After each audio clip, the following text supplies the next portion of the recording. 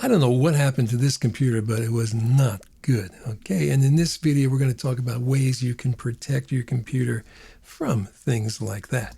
Basically, there are a couple of physical threats to your PC, things like environmental factors, power surges, and theft.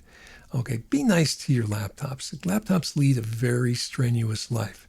They get dropped, people step on them, all sorts of bad things can happen to them. So be sure to carry them in a protective case. Don't leave them in a car, because what happens is that the car can either get too hot in the summer or way too cold in the winter.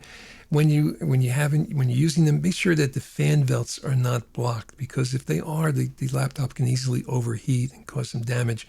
And keep all food and beverages away from your laptop, because if you spill something or drop something on the keyboard, it's real hard to clean it. Real hard to clean it. On a desktop, you can always buy a new keyboard for $20. On a laptop, it's very expensive to replace a keyboard. So please keep it clean as possible. And don't put them on your lap, okay? I do this all the time, but be real careful about that, because they can get very hot and you don't want to burn yourself. Now, power surges are basically sudden increases in electrical voltage, and it usually happens because of a lightning strike. Lightning hits a pole someplace near your house, and a tremendous surge of electricity goes through the lines, thousands and thousands of volts, and anything near there can get zapped and cause all sorts of damage. What you can do to protect yourself is to get a surge protector. Now, this is built into most power strips, and you can even get one for your whole house if you want to. But power strips are good and they work pretty nicely. But the key thing about the power strips are you need to replace them every 2 or 3 years. They lose their ability to protect you after about that time. So be sure to keep them up to date so you are protected. And of course, just remember that a power strip is not designed to handle lots and lots of wattage. Okay, it's just to handle computers, things that don't use that much electricity. Don't plug in something like a space heater or whatever. Okay, something you can have real serious damage there. And theft. Okay, this is a serious problem here. You want to keep your computers from being stolen.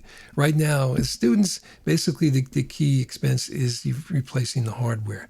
Later on, when you're in the workforce, the key value is the data that's on the computer. So you want to be sure that things are secure. After it's stolen, you can find the device. There is software that can do it. You can also use the software to remotely wipe all your data off of it so it can't be used by the next person. And there are things like Find My Mac, which help you find it. Okay, keeping the data secure. There's remember that data can be more valuable than your hardware. So it's a good idea if you're working someplace and you're taking your computer outside the building, outside the office, to encrypt it so that the data, if it were to fall in the wrong hands, no one would be able to see it. Now, there's a couple of good programs. Your operating system may have a good program to use. Also, these third-party programs work pretty well as well. Okay, and software alerts, but there's theft tracking software, things like CompuTrace and PC Phone Home, all this stuff which can track where your computer went. The problem is if it's stolen by someone, then you find out where it is. What do you do then? Well, you can call the police, but the police may be busy doing other things, so you may have to do something else. Okay, and that something else maybe just to wipe the data from it. Or if it's a phone, you can brick it.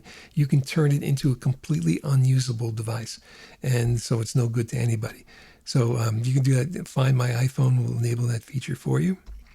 And Find My iPhone actually is pretty good if you ever happen to misplace your phone. It works really. It doesn't tell you exactly where it is, but it gives you a rough idea of where the phone is located, which comes in handy. It helps you narrow down where you can look for it. So physical protection, okay, summary. Basically, be careful with your laptops. Use a surge protector at home. Encrypt your laptop data if you're working at a company. And use things like Find My Mac and Find My iPhone to find your stuff in case you accidentally lose it. Now, the most important thing is not your computer, it's your body. And how can we harm ourselves when we use computers? Well, there's a couple of ways. We have eye strain, repetitive stress injuries, having bad posture, or losing your hearing. All these things can happen. And we talked in the first class about ergonomics, which is basically having a comfortable and safe arrangement of equipment.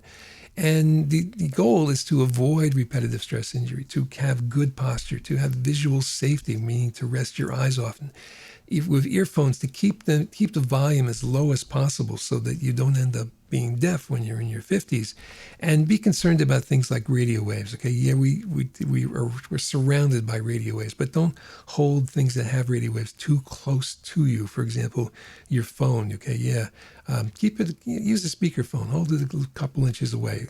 Make it a little bit harder for the waves to get into your brain. Okay. All right, good. So next what we're going to talk about is we'll just redo a review, go over all the key issues that we talked about in this particular session and get you ready for the homework and any possible quizzes that may come about in the future.